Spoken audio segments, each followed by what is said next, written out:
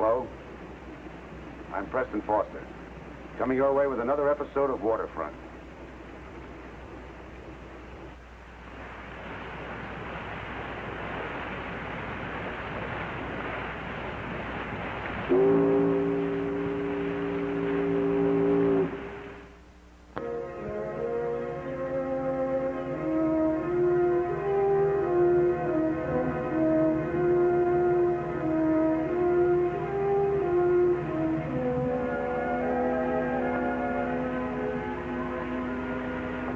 Take her in, Buck.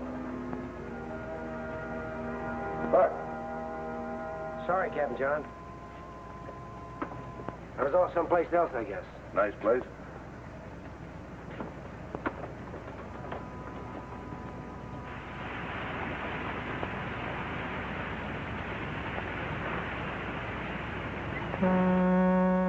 There's a Caroline now bringing my relief. I'm having dinner over at Captain John's house.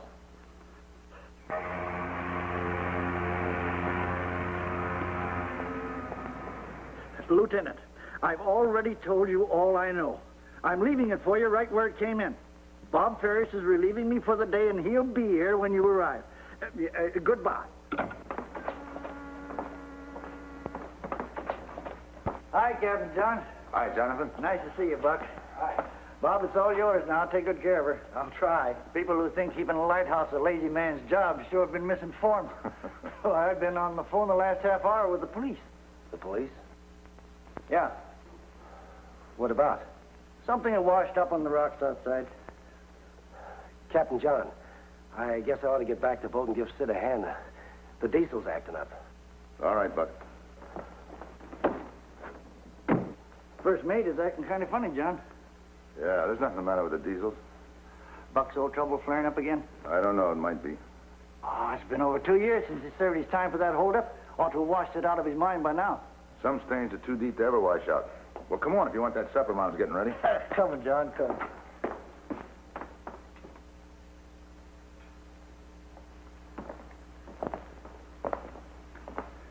Jonathan, each new painting, the cowboys get bigger and the horses get smaller. How come? Vitamins. What's he got there, 3 guns? Yeah, he always carried a spare. 3-gun Scotty, they called him. He was in that last book you brought me. Wiped out Black Bart's gang of rustlers, triple-handed. John, I want to show you what I phoned the police about. Come here, Bob. Came in with a high tide last night, and when the tide dropped this morning, there it was. Another drowning. He was dead before he hit the water. Somebody put a bullet through his head.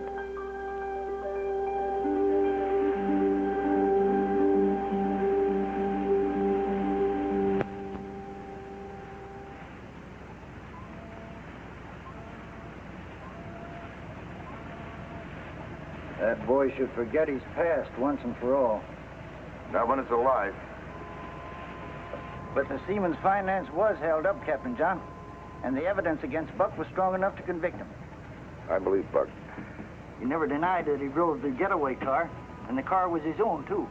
Buck said he was tricked into it by the man who really did the job. Yeah, I remember. A man named Rogel.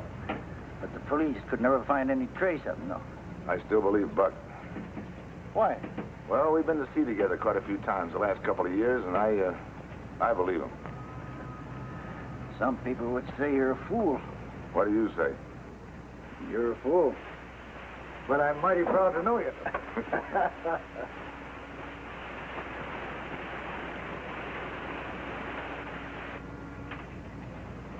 We're at the dock, Sid. Kill the engine.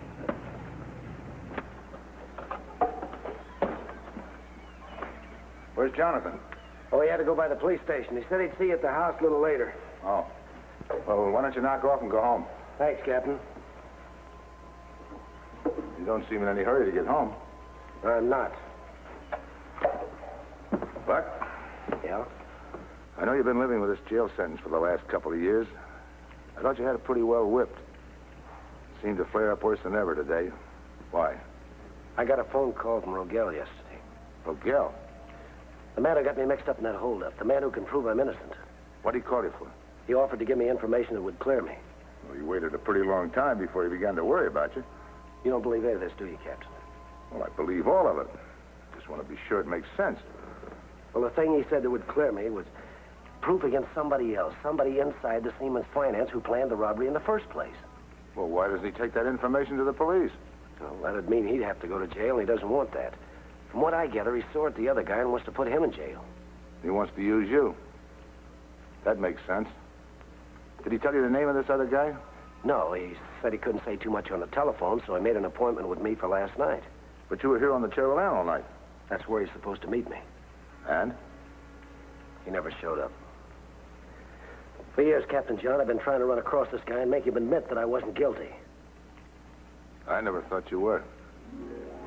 Captain. All right, get out of here. Go on home. I'll finish up.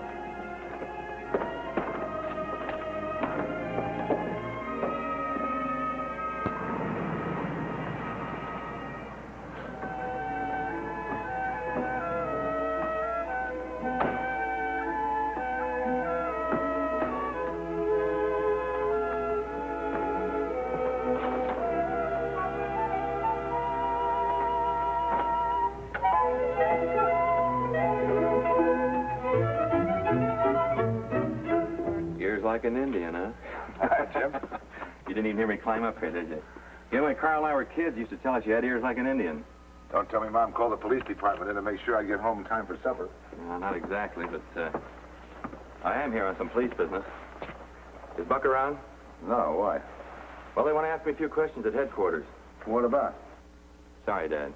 They must be pretty anxious about those questions to send a man down to the boat instead of phoning. They are. That serious? That's serious.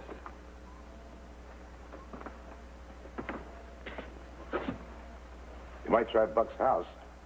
Been tried, Dad. He left the boat a couple of hours ago. Buck hasn't been home since yesterday. Jim, I don't want you to let out any department information, but are you reopening that hold-up case of a couple of years ago? Looks like it. Well, how did they tie Buck in with the case? Well, the office manager, a man named Rogers, was wounded after he was forced to open the safe. But he got to the window and spotted the license number of Buck's car. Rogers? In full, Gerald Mackenzie Rogers. Let me give you a lift home, Dad. No, thanks, Jim. I've got an errand.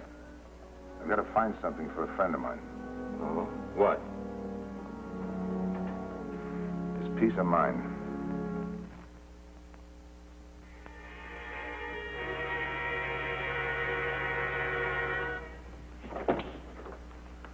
Good evening. Yes? I'd like to see Mr. Rogers. Oh, Mr. Rogers isn't home. Are you Mrs. Rogers? Everyone calls me Angela. It's friendlier. Won't you come in? Thank you. I'm a great believer in friendship myself. Are you? Yeah, people have different ways of spelling it, though. Well, here we are having a terribly deep conversation. I don't even know your name. I'm John Herrick. No, thanks. Captain Herrick. Oh, police? Tugboat. Oh, that's awfully nice. Tugs are such friendly little boats. They run around and around, pushing the big boats all over the place. Yeah, where did you say Mr. Rogers was? Oh, he's out on the harbor driving that speedboat of his. Did he say when he might be getting back? No. Oh, Gerald, this is John Herrick. He's a tugboat captain. How do you do, Captain? Hello? What's on your mind? Man named Ted Rogel. Well, who's he? You used to be office manager of the Siemens Finance Bank, didn't you? That's right, a couple of years ago. Not anymore. Well, this was about a couple of years ago. Oh, wait a minute. You must mean the man who shot me during the holdup. Ted Rogel. I never did know his name. He didn't bother introducing himself. His name was Ted Rogel. Ted Rogel. Somebody else used to keep harping on that name. Of course, the man who drove the getaway car. Buck Robbins. Yeah, this brings up memories. What's the point? Ted Rogel phoned Buck yesterday. Really? Is Rogel thinking of going into business with Robbins again? No. But he offered to tell him the name of the man that planned the holdup from the inside. I have a headache. I'm going to... Wait a minute, darling. What was the name, Captain? We can talk about that some other time, maybe. I've got a date for supper. Good night.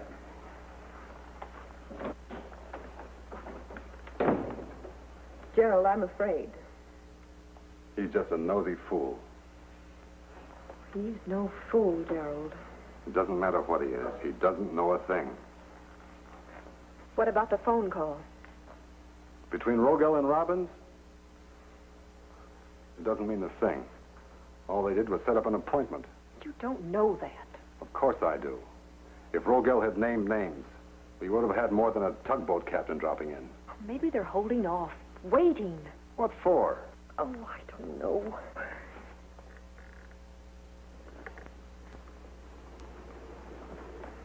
What you need is a drink. What drink doesn't solve anything? No, but it'll make you feel better.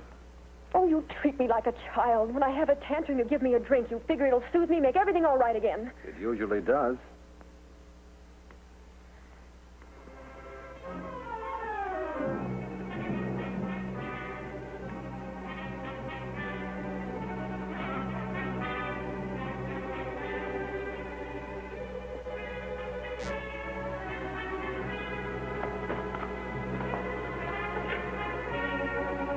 Get me the airline terminal, please. I want some information on your next flight to Mexico City. Yes, Mexico City. Yes, I'll hold on.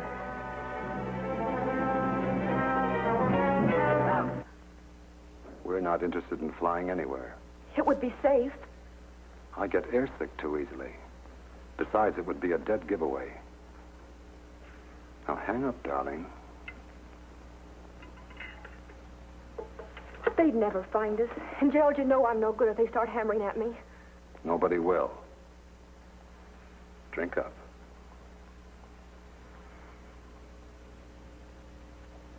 You despise me, don't you? I always have from the first day I knew you. Despised you and loved you. I still do.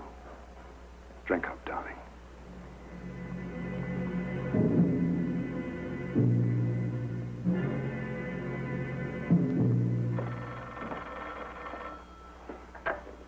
Hello? Dad? Yeah? The news is being released to the papers. I thought you'd be interested, so I thought I'd better call you and tell you about it. The police have picked up Buck Robbins? No, not that. It just explains why we're looking for him. All right, son, what is it? Well, Dad, you know this Rogel that Buck's been talking about for so long? Yeah? The body that was washed up at the lighthouse this morning. When he was brought in, he was identified. Ted Rogel. I'm afraid so, Dad. You know, Buck has been looking for this Rogel for a long time. Looks like he found him.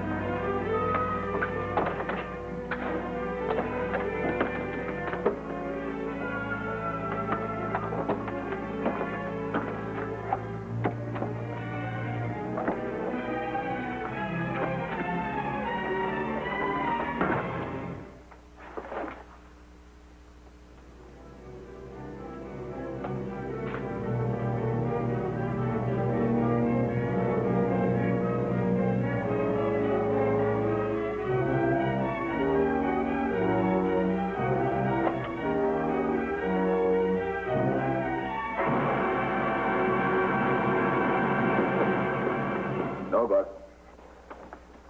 Captain John, this isn't my gun. It was planted in that locker. I don't own a gun. I never have. I read in the paper about Rogel. The police are going to think I killed him for revenge, but I didn't do it.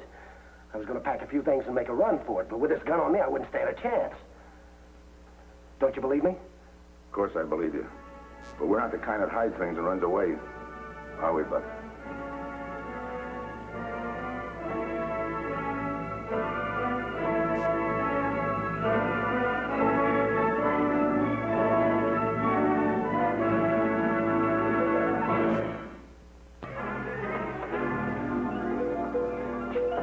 Well, he's booked. I feel sorry for Buck. Well, you're burying him already. I'll be reasonable, Captain John. He was running away when you caught him, and he had that gun. What about the gun, Jim? Well, we won't be sure till ballistics works on it in the morning, Captain Walsh, but... Well, it's the same caliber bullet that we dug out of Rogel's skull.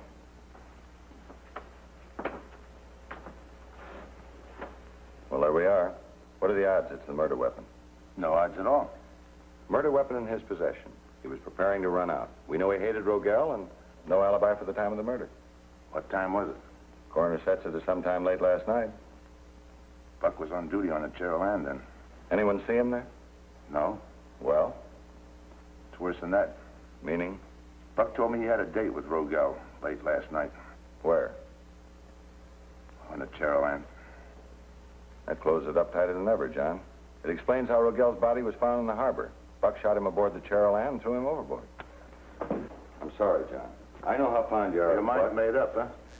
I haven't any choice. There must be a reasonable doubt someplace. Why would Buck want to kill Rogel when he was the one man could have proved Buck was innocent of the holdup? Just won't wash. That's assuming that Buck was innocent. But if he was guilty and hated Rogel for running out and leaving him holding the bag...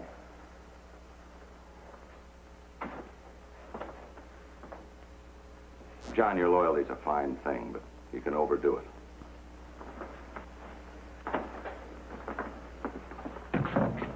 It's not loyalty, it's faith in a man. Suppose he doesn't deserve that faith, then? You don't deserve faith. It's either there or it isn't. You know something, Dad? You're an awful stubborn character. You find anything on the body? Rogel? Yeah. Well, doesn't mean very much. Snapshot that prints the identification, that's about all. Who's the woman? His wife. You sure? She testify? No reason to. She wasn't living with her husband at the time. What's so important about her? I don't know what's so important about her.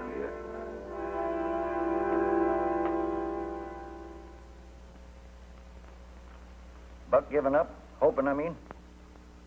I don't know, but we haven't. Got some plan in mind, Captain? Angela and Rogers were in this thing together. As long as they stay together, I don't think we got much chance of breaking them down. As Three-Gun Scotty would say, separate the bulls from the heifers, because the heifers drive easier. That might do it. When are you going back to the lighthouse, Jonathan? Oh, in about an hour. Might be along to see you there in a while. What are you going to do in the meantime? Visit a heifer? Huh? A red-headed one.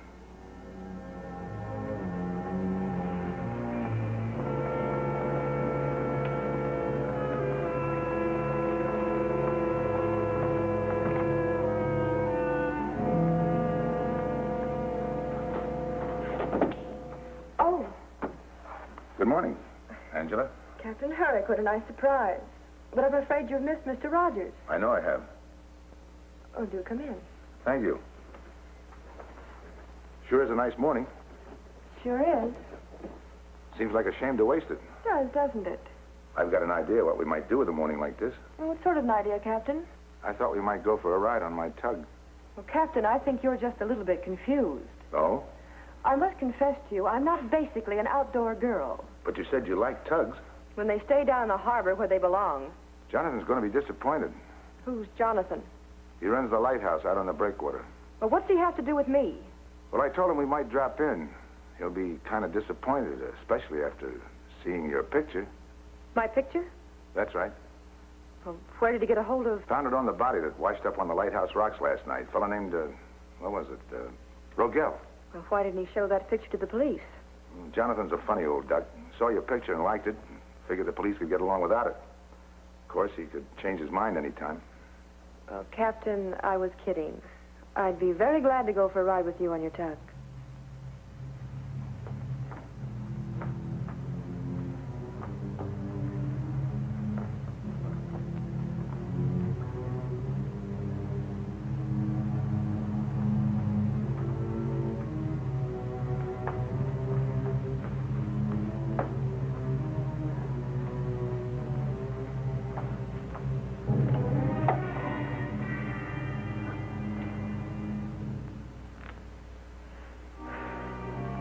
Well, let's head for the open seas, Captain.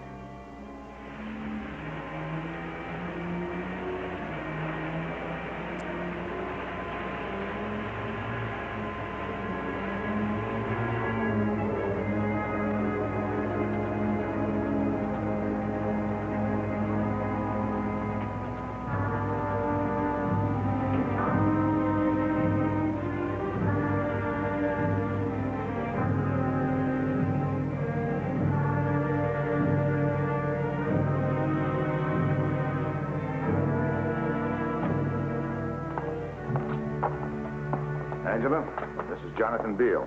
Jonathan, Angela. How do you do, ma'am? Lovely place. No one else live here? No, ma'am. You've got this house all to yourself. That's right. And all that water outside between you and the rest of the world. How cozy. Hey! The boat is leaving. My orders. But We're going to stay here for a while. Do you mind?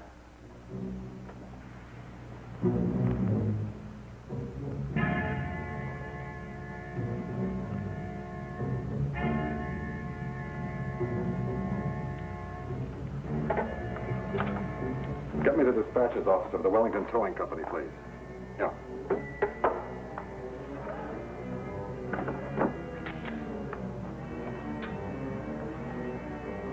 Oh, dispatcher's office? Maybe you can help me. I want to check and see if the tugboat Cheryl Ann is at the lighthouse. One of my pals is in the crew. Oh, it is. Thank you.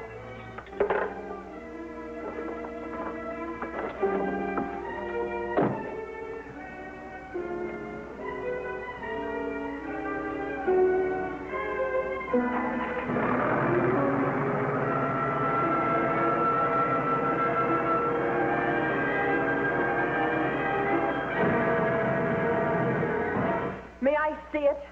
See what? The picture. Huh? The one you took off the body that washed up here yesterday morning. Oh, that one. Jonathan probably keeps it upstairs with his valuables. Get it, will you? Yeah, I'll get it right away. Jonathan doesn't know how important that picture is. Oh, what's so important about a picture of me? Ties you in with a holdup and murder, that's all. What did you say? It reminds me of a story. I'm not interested in stories. I think you might be interested in this one. It's about a body that washed up out here yesterday. A man named Ted Rogel. I don't. Big question about him. He was mixed up in a holdup here in town a couple of years ago, but he came back here. Why? If you don't mind, I'd rather not listen. The tug's not back yet. Where you going?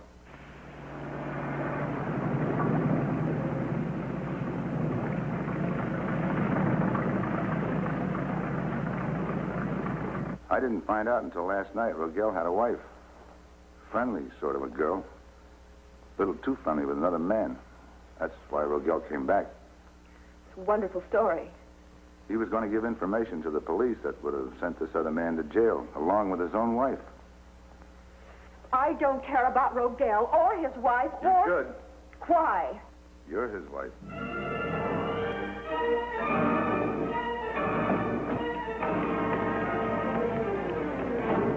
That makes Rogers the other man.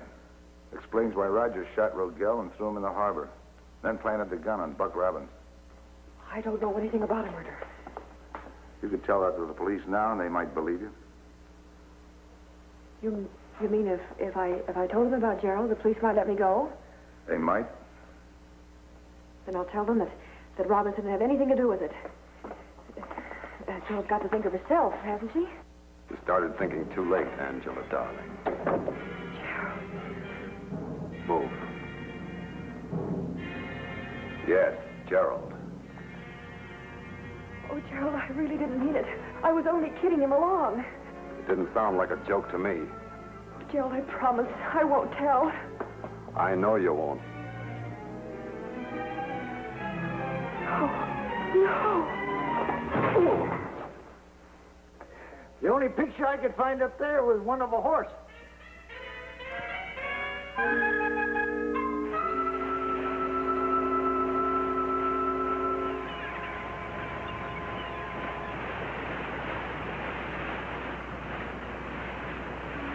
Take the wheel, will you, Buck? Buck. Huh? You off someplace else again? No, just clearing up a few things in my mind. Mostly the past. Yes. But now I'm home to stay.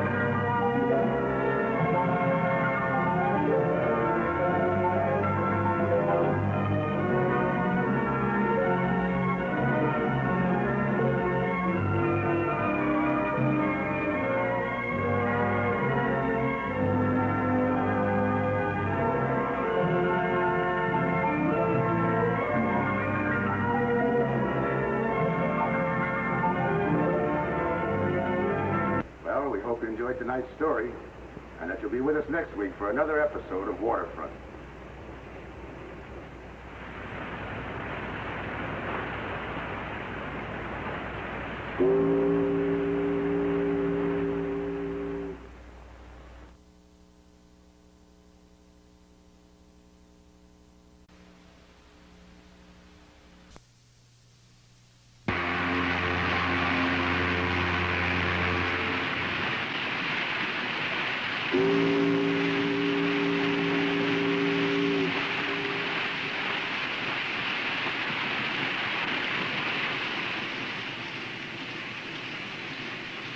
Hello?